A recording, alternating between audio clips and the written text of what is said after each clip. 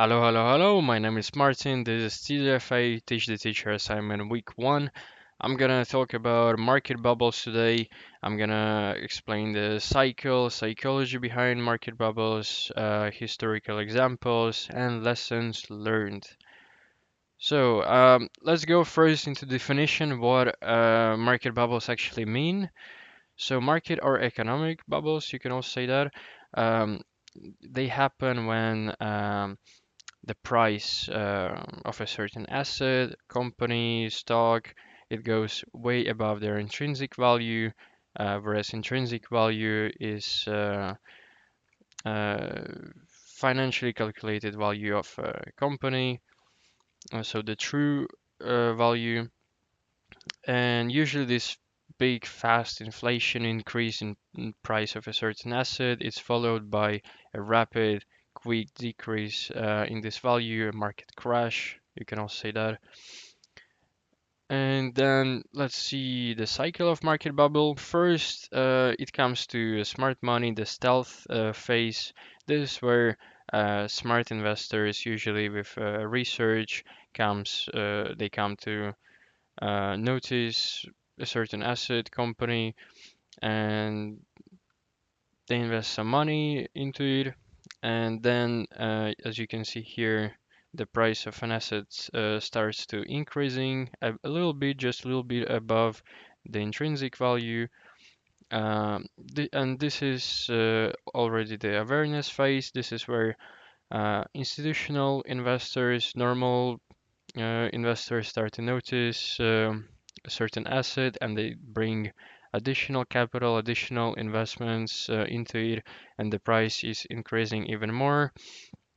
And we get to a first sell-off point. This where some, maybe most of smart money investors they try to take a first profits from this asset and price decreases a little bit, we can have five of those phases, six before it goes into increasing even more and more. But here on this example, there is only one. And after that period of time, we get into a mania phase. This is where public start to notice a certain asset. Everyone is talking about it. A lot of news, social medias, everyone is talking about a certain asset. Um, and people try to buy an opportunity of a lifetime. Uh, and so they do it mostly because of first enthusiasm, then greed and delusion, and then they're very confident this is a future of some kind. This will cost a lot of money, but then investors realize a certain stock or asset doesn't isn't actually worth that much money. Uh, when you get to a certain point where the price of an asset is very high and there is a lot of supply of this asset, but there is no demand for this price, it starts to decrease rapidly, and people understand this asset isn't worth anything. They try to sell it before it goes to zero, and yeah, then after some time it returns to the mean, to normal, to their intrinsic value. Then let's look at some historical examples. I picked two historical examples which I think are the most popular ones. So there is a tulip mania and the dot-com bubble. So tulip mania happened in 1630s in Netherlands. It was a pure speculation of tulip bulbs.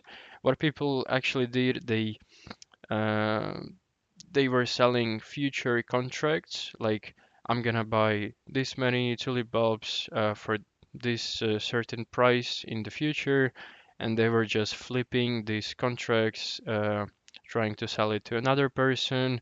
So the other person buys the contract, agrees to sell it for even higher price, to buy it for even higher price, and he this investor resells this contract later, and it keeps on getting more and more. So pure speculation, and so it got to the point where investor couldn't fulfill their obligations to the contract, didn't want to pay this high price, and so where there's no liquidity, there is no market, so the price of tulip bulbs collapsed immediately.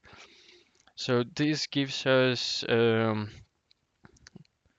lesson that type of an asset does not matter. It can be crypto, it can be tulip bulb, forex, anything. And where on the market there is no liquidity, there is no asset, there is no market, there is no price. And then we have a dot-com bubble. Um, the rise of the internet triggered massive hype. A good example is pets.com. Pets.com was a website that was selling pet products online. It was a good idea at that time, but they didn't have much profit. Probably, I'm not sure, but I think zero profit.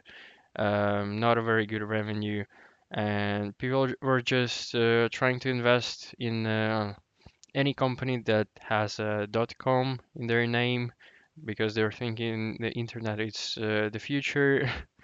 It was true, the internet was the future, but pure speculation investing in the ID was not right, and many companies collapsed. Even Amazon fell by 90% at the time. So, yep, that's it. Thank you very much. Have a good day.